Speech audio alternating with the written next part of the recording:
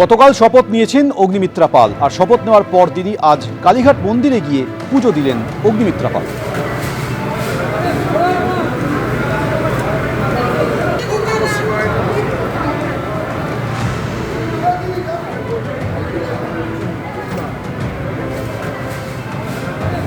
জেতার পরেই কালীঘাটে বিভিন্ন মন্দিরে, কালীঘাট মন্দির এবং তার আশেপাশে যে মন্দির রয়েছে সেই মন্দিরে অগ্নিমিত্রা পাল তারা যারা সমর্থক থেকে আরম্ভ করে কর্মীরা তারা কিন্তু ইতিমধ্যে দেখা যাচ্ছে যে পদ্মফুল দিয়েছেন।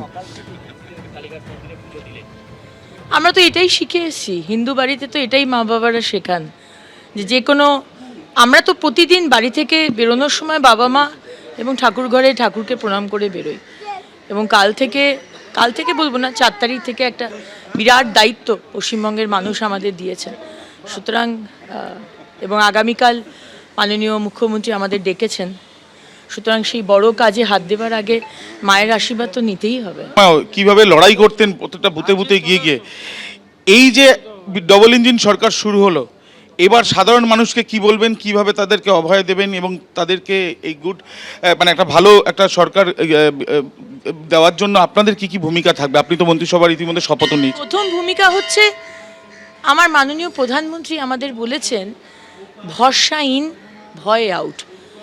তাই ভয় পেয়ে আজকে যখন মা কালীর মন্দিরে কালীঘাটে গেলাম, এতবার এসেছি, কোনোদিন জয় শ্রীরাম আওয়াজ ধ্বনি কানে আসেনি।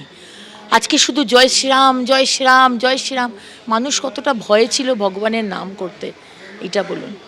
তো আজকে ভয় কিন্তু বেরিয়ে গেছে, মানুষ কিন্তু বেরিয়ে এসেছে। আর আমাদের অভিষেক ব্যানার্জি, যিনি অনেক বড় নেতা, গাড়ির বনেটে দাঁড়িয়ে আমাদের অনেক হুমকি দিয়েছেন, আজকে সেই বাড়ির সামনে দাঁড়িয়ে সাধারণ মানুষ গিয়ে থুতু ছেটাচ্ছে। আমি জানি না এটার দিন দেখার জন্যই কি উনি রাজনীতি করেছিলেন। তাই দেখুন, নিজেকে ভগবানের সাথে তুলনা করবেন না বা ভগবানের উপরে নিজেকে ভাববেন না। মাননীয় প্রধানমন্ত্রী আমাদের শিখিয়েছেন সেবা করতে এসেছো, শাসন নয়। আমরা কিন্তু সেবাই করতে এসেছি।